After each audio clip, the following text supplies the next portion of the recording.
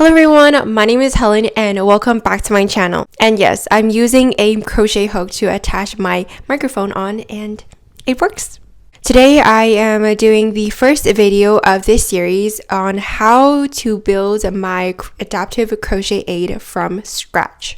If you would like to see my crochet aid in action, you may want to watch my 4-part series on how to crochet with an adaptive aid, and the links will be down below and also in the card above me. In this series, I will be taking you through gathering and buying all the materials and also going through the process of building this adaptive aid. So in the next couple of episodes, you are going to see my dad drilling the holes in the wood and sawing the wood and all that stuff. So stay tuned. In this video, we are going to Home Depot to gather up the materials to build my aid. You don't have to build the exact crochet aid that I built. You can take inspiration from this series and apply it to your own crochet aid. I really hope that this series inspires you to think out of the box and think of new adaptive aids for yourself, whether for crocheting, knitting, or any of the fiber arts or anything in life. Also, I have a blog post that I wrote about this adaptive crochet aid, so if you would rather read instead of watch, the link is down below. So without further ado, let's get started. So we went to Home Depot, but you can go to any hardware store in your place. Any local hardware store will probably have what we need today. Here we are at Home Depot. We are going to find most of our materials here. So here is some B-roll of the inside of Home Depot. There's the aisles and stuff. This is just me walking through the aisles. I'm trying to find the fasteners aisle. We are going to find a piece of wood and also some screws.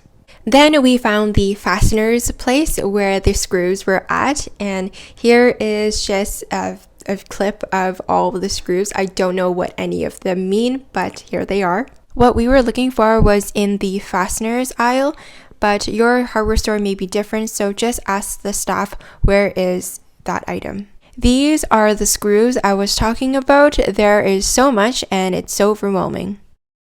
In the bolts and nuts section, we are going to need a T-nut and we need to find a screw that matches up with that T-nut. They have different sizes, so just remember to buy the nut and the screw in the same size. This nut will pierce through the wood, and I don't know if you can see, but you can see there's little spikes there. Yeah, that's going to jam in the wood.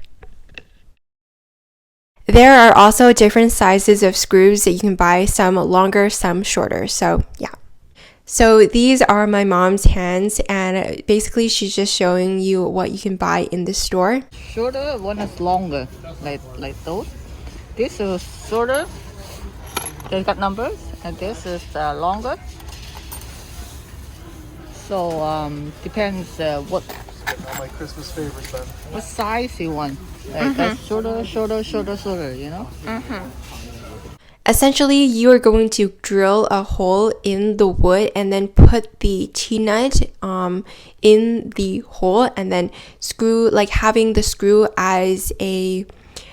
I can't really explain this because I'm really bad at explaining, but when we build the crochet aid, you will find out. So now we are going to the wood section. You can buy whatever wood you want to. Here are some examples of some wood that we found at Home Depot. Here are some wood that you can find in the hardware store. Whether the top is a square or a circle, it doesn't really matter. Here, my mom is pulling 2 pieces of wood to show you. So both of these work, right? Yeah, both is okay. 你可以講佢 like don't have to be like square. Yeah, I know. Oh. If you have some like leftover wood or someone in your like household or whatever does woodworking or something, then you can use that wood to build your crochet aid. My specific wood was the more of the square rectangle like shape wood, so that's what I use to build my crochet aid. But once again, you can use whatever wood you have at home or whatever wood you find at the store. My parents also suggested that you could use like a leg of a chair or something like that, like a broken chair or something, and you have like 3 legs. You can use one of the legs as a crochet aid holder kind of thing. Any wood is fine. And I almost forgot one thing. The person who inspired me to create this crochet aid, like my crochet aid, I'll leave her video down below in the description box. But it was her video and her video alone that inspired me and gave me hope that, hey, maybe I could crochet, and yeah, you can crochet with this aid. She built a similar aid to mine, and she was the inspiration of all this. And without her, I wouldn't be here today. Her crochet aid is a little different from mine, but the concept is there. By having your crochet hook stationary and using your hands to wrap the yarn around the hook, and yeah, basically that's it. So the last part of this crochet aid is the clip-on fan. Now, not everyone can use the clip-on fan because everyone's desk is different. Fortunately, my table was just the right size for my crochet aid to slip right in. But that's not the same with everyone. I will leave a link to the clip-on fan that I used. And another thing is that it only ships to US residents, and I live in Canada, so I can't get my hands on one, unfortunately. If you are a US resident, I think you might be in luck. And when my dad bought the clip-on fan, he bought it in Walmart, and I'm not sure if it's still there or what's the situation with that. But I don't think that the clip-on fan is suitable for everyone. Like I said before, not everyone has a desk like just the right size.